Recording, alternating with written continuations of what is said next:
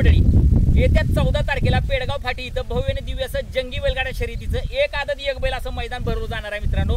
आणि त्या मैदानामध्ये चांगली मातबर बैल आपल्याला 100% दिसणार आहेत, यात काय वाद नाही मित्रांनो। म्हणजे त्यामध्ये आपला नवमहिंद केसरी बकासूर असेल, गर्णिकीचा राजा असेल, सर्जा असेल, अशी चांगली मातबर बैल आदत खोंडाबरोबर आपल्याला दिसतील। आणि त्यामुळेच प्रत्येक बैलगाडा मालकाचं स्वप्न असणार आहे की त्या मैदानामध्ये गुलाल घ्यायचा, कारण नुसतं फक्त गुलालाचं स्वप्न नाही, त्या मैदानामध्ये जी बक्षिसाची रक्कम आहे ना ती खरंच म्हणजे एक बैलगाडा मालकाला एक म्हणजे एक चांगली आर्थिक स्थितीत आणण्यासारखी आहे असं म्हटलं तर वावगं ठरणार नाही मित्रांनो। म्हणजे कशावरनं की एक विचार करा की आदतच्या मैदानामध्ये 2.5 लाखाच्या आसपास म्हणजे बक्षीस, म्हणजे किती मोठी रक्कम आहे। पहिलं बक्षीस, दुसरं तिसरं चौथंपर्यंत बक्षीस 1 लाखाच्या वर जायची, म्हणजे विचार करा एवढी चांगली बक्षीस आहे ती। म्हणजे आजकाल जेवढी मैदान होते त्यात शक्यतो 1 लाखाचं पहिलं बक्षीस असतं, पण इथं 2.5 लाखाचं पहिलं बक्षीस आहे आणि चौथं बक्षीस 1 लाखाच्या आसपास आहे। म्हणजे विचार करा, नक्कीच बैलगाडा मालकांना सुद्धा एक आर्थिक स्थितीला सुद्धा एक चांगलं पाठबळ मिळणार आहे। त्यामुळे नक्कीच प्रत्येक बैलगाडा मालक असेल, चालक असेल, तो ह्या मैदानासाठी 100% जाण्याचा प्रयत्न तर करणार आहे। असं ऐकण्यात आलं की 100% आपला नवमहिंद केसरी बकासूर तर त्या मैदानात दिसणारच आहे।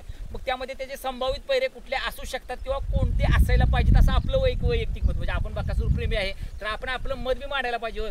म्हणजे मी हा व्हिडिओ करतोय त्या मागं कारण पण तसं आहे, मागच्या 2 दिवसापूर्वी जो व्हिडिओ केला त्यावर 2-4 कमेंट होत्या की या 14 तारखेच्या मैदानासाठी कोणता पैरा बकासूर सोबत असावा। त्यामध्ये त्यांनी 3 चॉईस दिलेल्या, तुमच्या काय चॉईस वेगळ्या असतील तर कमेंट करून नक्की सांगा। पण ते 3 चॉईस मी तुम्हाला सांगतोय। एक म्हणजे सगळ्यात पहिली चॉईस होती गोडचा सर्जा, म्हणजे मागच्या तारखेला जेव्हा तो बकासूर सोबत पळला आहे नाही 100% तो तेवढ्या ताकदीनं धावला आणि कोणत्याही दुसऱ्या पैऱ्यावर पण पळू दे तो तेवढ्या ताकदीनं म्हणजे धावला आणि आपली एक छाप सोडली आदत वयामध्येच असा गोडचा सर्जा। आणि दुसऱ्या नंबरला देतात चिक्या, म्हणजे या म्हणजे वर्षातली आदतमधली सर्वात विक्रमी खरेदी ज्या बैलाची झाली चिक्या, 55 लाखाच्या आसपासची खरेदी झाली तो चिक्या। म्हणजे त्याची एक मागच्या मैदानातली अंगापूरच्या मैदानातली झेप पण बघितली, जबराट पळ होता त्याचा चिक्याचा। म्हणजे 100% तो आदत चिक्या आणि बकासूर ही जोडी जरी असली आपल्याला तरी एक चांगला रिझल्ट आपल्याला बघायला मिळू शकतो।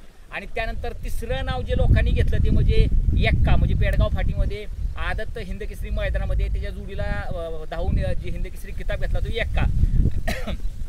असे एक्का, गोडचा सर्जा आणि चिक्या हे 3 चॉईस लोकांनी आपल्या कमेंटच्या माध्यमातून आमच्यापर्यंत पोहोचवलेल्या आहेत। त्या खऱ्या अर्थानं बकासूरला सुद्धा एक चांगला कमबॅक म्हणजे मिळण्याची गरज आहे, कारण मागच्या 2-4 मैदानामध्ये मोठे पैरे देऊन सुद्धा म्हणजे पावधनचा लक्षासारखा पायरा असताना देखील त्याला 4थ्या क्रमांकावर समाधान मानावं लागलं होतं। बलमासारखा मातबर पायरा असताना सुद्धा मैदानात पाऊस पडल्यामुळे 5व्या फाटीमध्ये चिखल झाल्यामुळे तिथं त्याला सेमीफायनलमध्ये फायनलमध्ये पात्रता मिळवता आली नव्हती। अशा गोष्टीमुळे या मैदानाचा जो गुलाल असतो तो बकासूरसाठी खूप महत्त्वाचा असणार आणि इतरही जे आदत कोंडे येतील किंवा इतरही कोणते बैल असतील त्यांच्यासाठी सुद्धा एक महत्त्वाचा असणार आहे। माझ्या दृष्टिकोनातून जे लोकांनी कमेंट केलेल्या त्यापैकी ह्या 3 चॉईस आहेत, एक्का, चिक्या आणि गोडचा सर्जा। तुमच्या काय वेगळ्या कमेंट असतील की संभावित पायऱ्यामध्ये कुठला बकासूर सोबत पायरा असायला पाहिजे म्हणजे बकासूर गुलाला तरायला आणि 1 नंबर करेल, कमेंट करून नक्की सांगा। चालते तर राम राम।